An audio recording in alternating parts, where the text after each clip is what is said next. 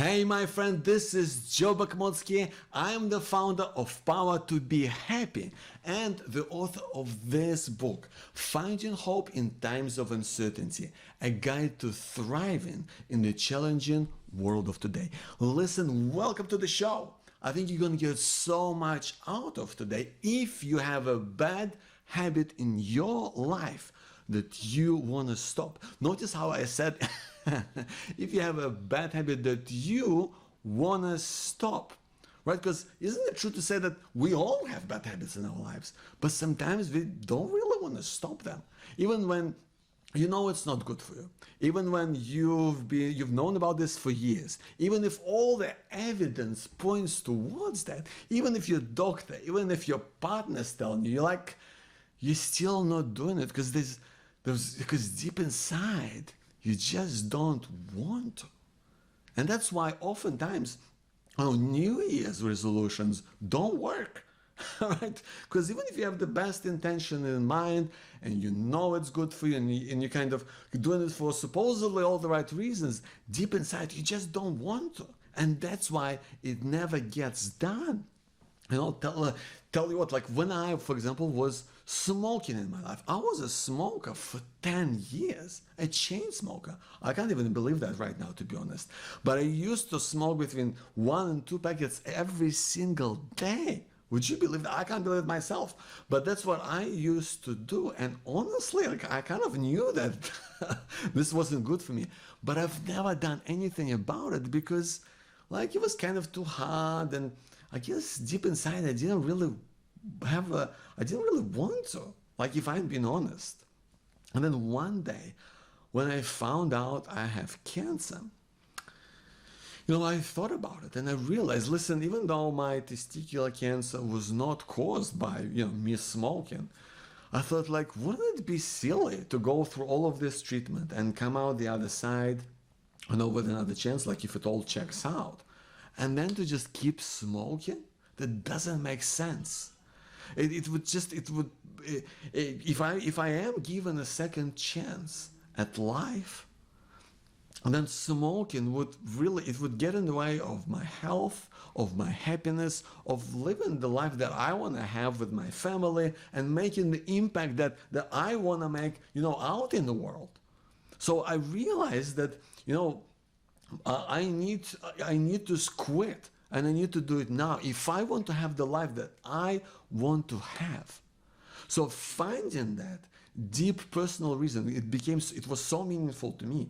I connected to it so much that honestly, quitting was easy. It was the easiest thing I've done. I've quit like that in a day. No joke, I've done it in a day. And even though since then, I kind of had pangs of kind of wanting to have a smoke, every now and again, but I never done it because I had my personal reason to keep me in check. So listen, if you had something in your life, if you have or whatever you consider to be a bad habit, and maybe you've tried to quit, you've tried to stop, but it kind of didn't work out for you, it's not because it's too hard. And it's not because you don't have enough willpower, but it's because you've never uncovered a deep personal reason of why you want to make a change. And this reason, it could be to do with something that happened in your life, or it could be to do with your ambition. I'll give you another example in my life. When I was done with cancer, thankfully I got my all clear. And I remember I came in, I think it was a few months later, I came in and I was sitting down with my oncologist and he did all the tests. And he said, listen, Joe, great news. Your cancer is still gone. It didn't come back. And I was like, yay, what a relief. I said, thanks so much. This is the best news I could have had. But he said, listen, I gotta tell you something. Well, I gotta tell you something, Joe. After going through treatment and after everything that's happened, your body composition has changed. And I recommend something is you do something about that. And I was like, my body composition has changed? Like, what does that even mean? And cut the long story short, it basically was a polite way of him telling me that I got fat.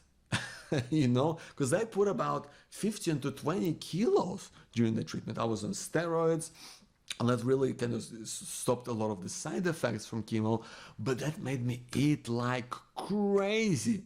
And I put on a ton of weight, and I wasn't feeling great anyway. So, and you know, him telling me that I had to kind of take my time to really think through that and go like, what? I've never really been into exercise or living a healthy way of life. I've always kind of liked, you know, having a drink, and I've never done anything like that before. And I'm not feeling this great, and I've gone through this whole cancer thing. Like, should I really do any of this now? And I kind of kept thinking over it for days. And then I realized, listen, I mean, I now have this new lease of life. And I don't want to get heart disease and just be miserable and have my life cut short. I want to have a great life on my terms. I want to have a great life with my boys, with my wife, with my family, with the impact that I want to make out in the world. I want to have a great career. I want to do so many things, and I want to be healthy. I need my health to do that. So I really felt that this was an ambition and a personal reason that was really driving me forward. And from then on, once I had that reason, making the change was a lot easier than I thought. I just had to figure out the steps. I thought, well, okay, what is it that I got to do? So I made an appointment to see exercise physiologist, and she gave me a program that was kind of right for me and my way of life. And I started jogging, which it was hard. You know, I gotta say it wasn't easy at all. But what kept me going and got me to a point where it just became something that I really enjoy and love doing and can't even imagine myself not doing it, was that personal reason to have the life that I want. It was something that I deeply connected with. And in your life, whatever you might consider to be this bad habit, the key is to uncover or bring to light your personal reason that will kind of make you realize that this is something that you truly want. Not because someone told you, not because it's the right thing to do, but because you want to do it yourself. So think about it. What is it that you want in your life? What is it that makes you happy? And once you kind of have an idea of what that is and how that is part of your life, well, does your bad habit, whatever that bad habit or your several bad habits that you might have that you consider yourself to be a bad habit because you're the only person who can make that judgment, does that bad habit stand in the way of your happiness? And if it does, what must you change starting today? That's what you got to ask yourself.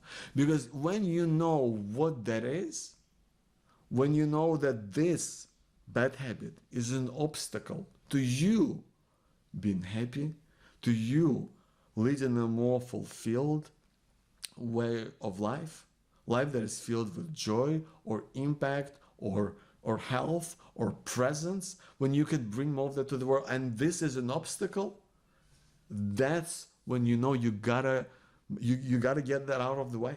This becomes your personal reason to making the change. Because the truth is, no one really knows what's right for you except you yourself. And no one is as invested in your happiness and your way of life as you are yourself. And I know that you are here because there's something in your life that you want to change. There's a bad habit whatever that is for you, that you want to kick and you want to put a stop to that. So what is that reason? Why is this bad habit stopping you from the way of life that you want to lead? Why does it get in the way of your happiness? When you bring that to light, making a change is easy. My name is Joe Bakhmoutski. I hope this has served you in some way. Thank you so much for being here. I'll see you soon.